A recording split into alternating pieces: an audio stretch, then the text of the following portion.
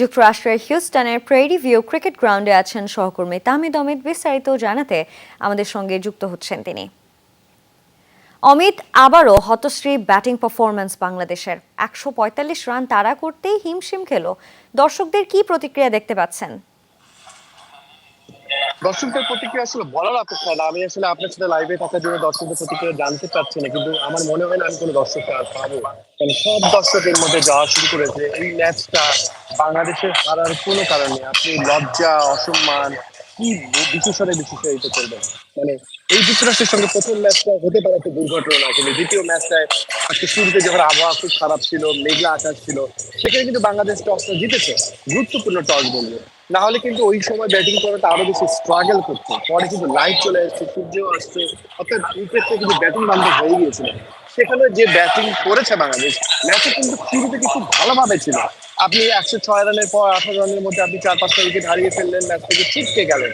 মানে এটা আসলে চিন্তা করে যে আপনি ১৪৪ রানও করতে পারবেন না, এটা খুবই একই সঙ্গে লজ্জা।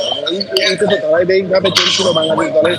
এই পরিণতিই যে হতে যাচ্ছে, অনেকের মধ্যে সেই সংখ্যাটা ছিল এবং সেটারই বাস্তবায়ন করলেন। শান্ত যেভাবে আজকে রান আউট হয়েছেন, তিনি অনেক বল নিয়েছেন, সেট হয়েছেন, তারপর যেভাবে রান আউট হয়েছেন, পুরো এলাকাটা একটা হাসির খোরাকে পরিণত হয়েছিল। তিনি লিটন দাসকে বাদ দেওয়া হয়েছে, তানজিদ তামিম তিনিও খুব ভালো করেননি। সাকিব শুরু করেছিলেন, দেখছিলেন দল একটা সমস্যায় পড়েছে, তাদের কিনারে গেছে, সেখান থেকে ম্যাচ ফিনিশ করতে পারবেন, করেননি, আহমদুল্লাহ করেননি। সব মিলিয়ে নিশ্চিতভাবে এটা একটা তদন্ত নিশ্চয়ই এখন ভাবার বিষয় আছে। কোনো দল হারতে পারে, মানে ম্যাচে হার জিত থাকতে পারে যে কোনো দলের সঙ্গে, কিন্তু বাংলাদেশের যে ব্যাটিং অ্যাপ্রোচে হেরেছে, তাতে তানজারা অনেকগুলো বড় প্রশ্নের মুখে উঠে হয়েছে এবং অনেকে হয়তো প্রশ্ন তুলতে পারেন টি-টোয়েন্টি বিশ্বকাপের সৌন্দর্যটাই নষ্ট করবে কিনা এই ক্রিকেটাররা। কারণ টি-টোয়েন্টি ক্রিকেটে যুক্তরাষ্ট্র একেবারে নবীন দল, তারা বিভিন্ন লিগে খেলে, এটা ঠিক আছে ক্রিকেটাররা, কিন্তু ইন্টারন্যাশনাল ক্রিকেটের ভাইবসে কিন্তু ডিফারেন্ট একটা জিনিস।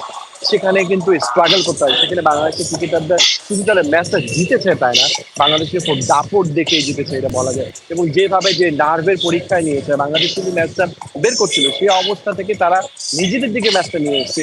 এটা অনেক বড় ক্রেডিটের একটা বিষয়। আলী খান যেভাবে বোলিং করেছেন বাংলাদেশের, চিন্তা করা যায় না। রিশাদ একটা সময় সুযোগ ছিল তিনি স্ট্রাইকটা নেবেন, কিন্তু সেটাও তিনি নেননি। মোস্তাফিজের স্ট্রাইক দিচ্ছেন। খুব হাস্যকর কিছু ঘটনা ঘটেছে। যেসব মিডিয়া বাইরে থেকে এসছে তারা আমাদেরকে বারবার জিজ্ঞেস করছিল, আমরা উত্তরটা দিতে পারছিলাম না। সব মিলে নিশ্চিতভাবে হতাশার স্থান জানা। এই ব্যাটিং ব্যর্থতার শেষটা যে আসলে কোথায় সেটা জানতে হলে নিশ্চয়ই আমাদের আরও সময় অপেক্ষা করতে হবে। অমিত, অনেক ধন্যবাদ আমাদের সঙ্গে যুক্ত হওয়ার জন্য।